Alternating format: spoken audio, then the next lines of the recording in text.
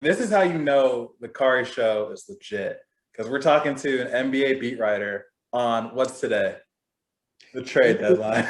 Trade deadline.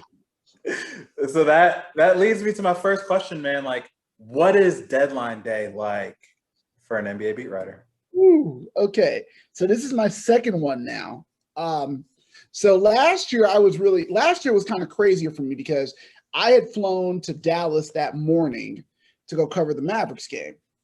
That was actually it was funny. That was actually the day after I think Dylan Brooks and John Morant, or Dylan Brooks had talked off some stuff about Andre Iguodala, basically saying, I wish he was, still here in Memphis, or I wish we get to face him, Right. so that we can show him what Memphis is like. And I want to say it was either the day of or the day after I flew to Dallas. That's the day of the trade deadline. And then I get there, John Morant still said some stuff, so we had to write that out. Then things get funny at the game. So at the game, we're sitting there pregame and everything. All of a sudden, we look up, Jay Crowder, Solomon Hill aren't on the floor. They got pulled off the court, which is usually code for something's about to go down. Yeah.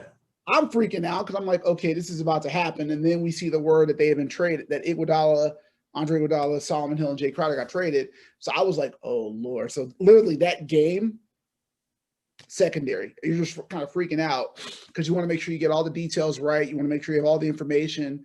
And you're on the road, so it's not like you can like call somebody. You just have to kind of like report what you have and go from there. And then on top of that, the Grizzlies ended up beating the Mavericks in Dallas. Right. And then that night, they announced that Dylan Brooks got an extension. Yeah. He got so I'm literally sitting in like the press room of the American Airlines Arena or Center, and I'm just like sitting here looking like this, like, granted, I wasn't writing much about the game at the time. So I'm like, what are we doing here, man? Like, why is all this news happening? So then I barely got to sleep that night. And then that morning I flew the morning of the deadline. Oh, I'm sorry. So this is actually the day before the deadline. All this was the day before the deadline. The day of the deadline, I fly back from Dallas to Memphis. I get through TSA only to find out that the trade had finally gone down. Okay, it's official. Yeah, so I had to, like, after I got through TSA, update my story and get ready to go. Then as I land back in Memphis, I think that's when they announced, I'm looking at stuff on the computer and all this stuff. Then I get back in Memphis. I think that's when they put Justice Winslow in the trade. And I'm like, oh, Lord have mercy. So I remember being just dead. When I was dead tired because I didn't sleep in Dallas.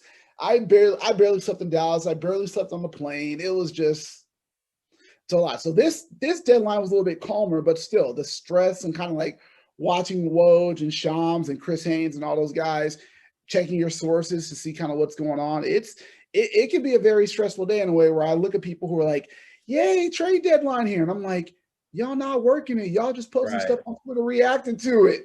Like, well, does the fact that the Grizzlies kind of stood pat like help with your stress levels? Yes. Like today was kind of more stress watching and monitoring, but it was calmer because there wasn't any major deals today, right? It was just like, okay, the Grizzlies weren't going to make major moves. So I was like, yes. So yes, a little bit more calmer. I played some music today to calm down, but it still was a lot happening. So, yeah, it was just kind of one of those calmer, crazy days,